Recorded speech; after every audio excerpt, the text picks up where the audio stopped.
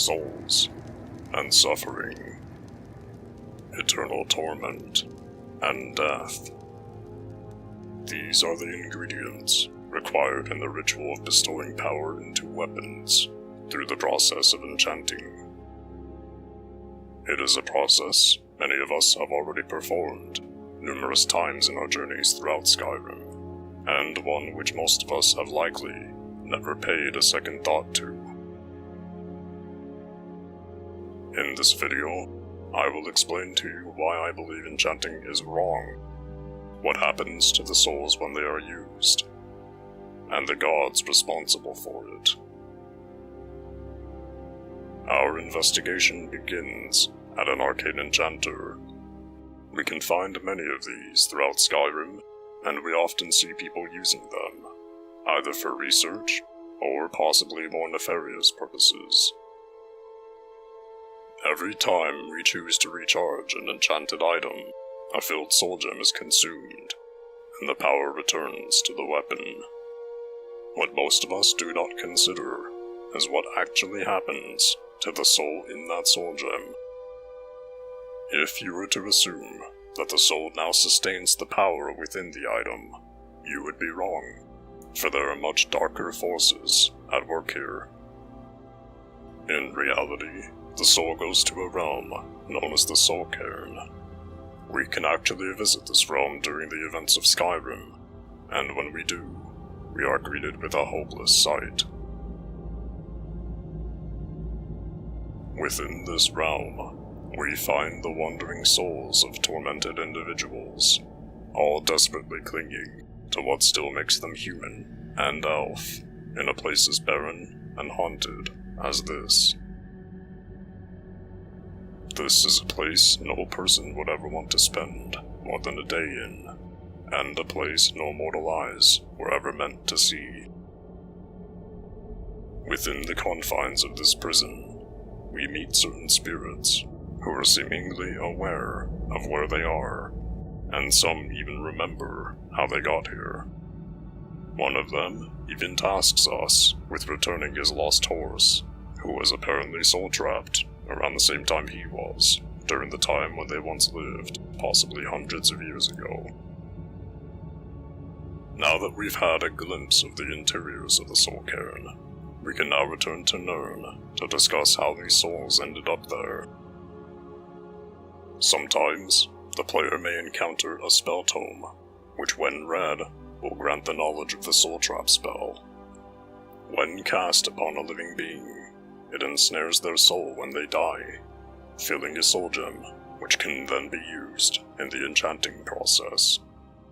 During this time, the soul rests inside the soul gem, likely sleeping or hibernating in some form, until the time comes that the soul gem is used during enchanting, upon which the soul then materializes within the Soul Cairn. This series of events explains how we see so many souls within the Soul Cairn, and makes us question the reasons behind it all. Why are these souls seemingly so important that they must be kept within the Soul Cairn? Who created the Soul Cairn, and why do they need so many souls? The answer is the Ideal Masters. We can perceive these beings through the vessels which they use to interact with the Soul Cairn, these various crystalline structures. Their intentions to this date are not well known, but it is theorized that they gain power through the enslavement of these souls, and some of that power they then bestow upon mortals for use in their enchanted weapons and artifacts, all for the dear price of the souls of innocents.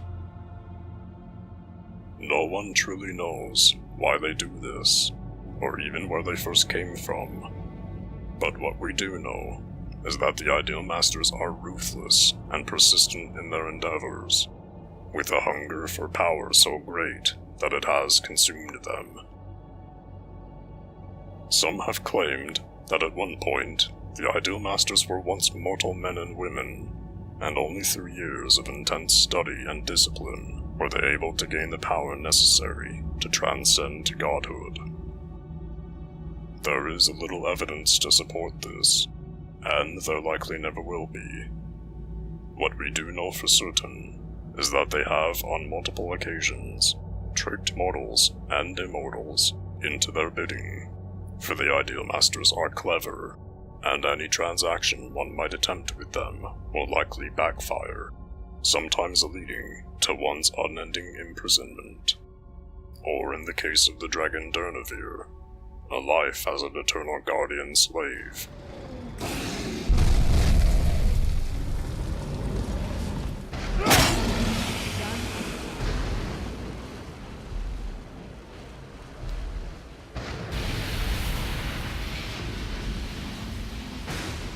After slaying him in battle, Durnehviir reappears before us shortly after.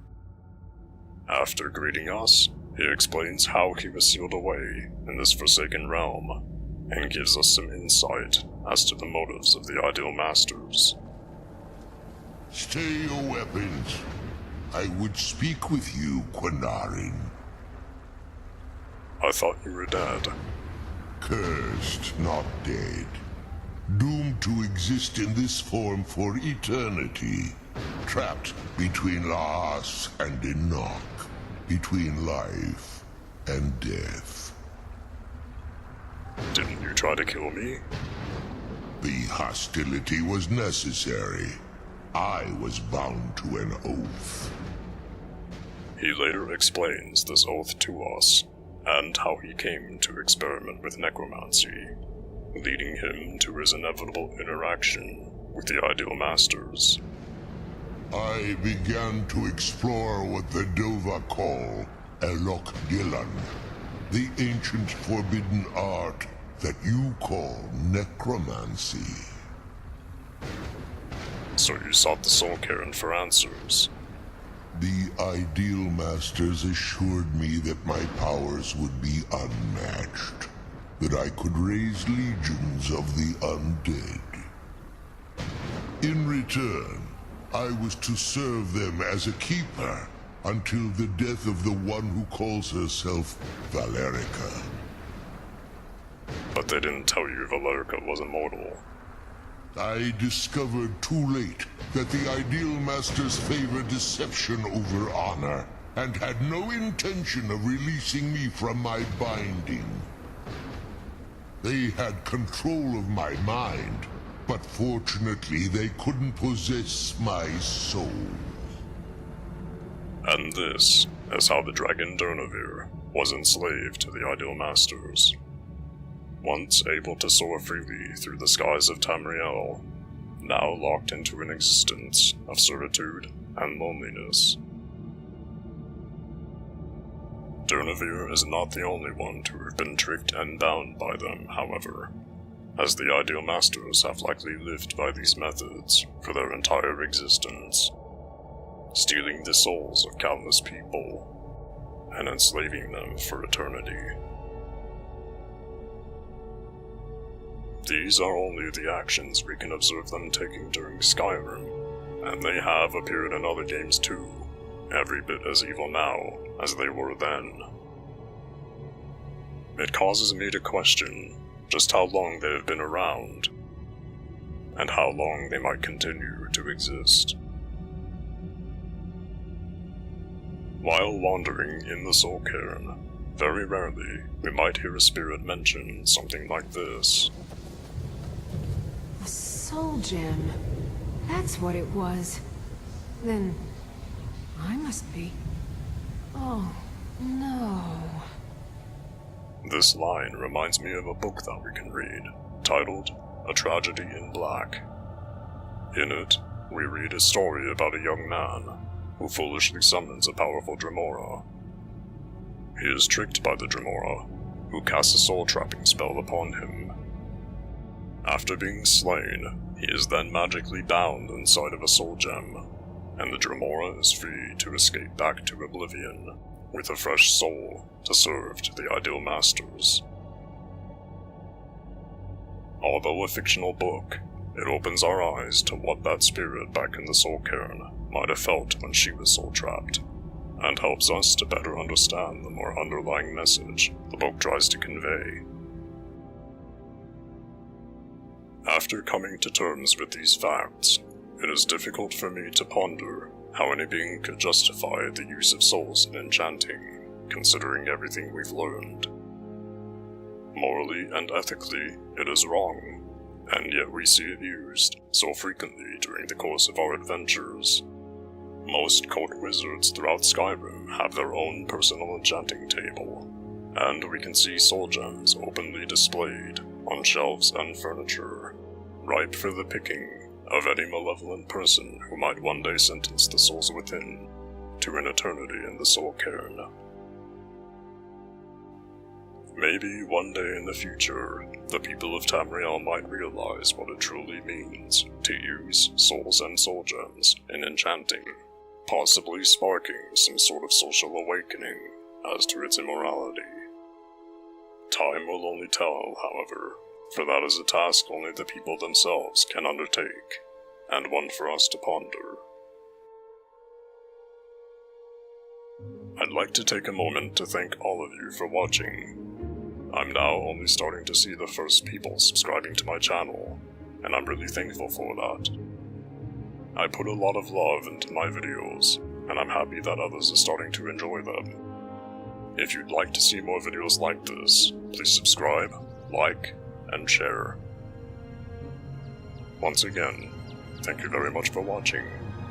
My name's Koo, and I'll see you in the next video.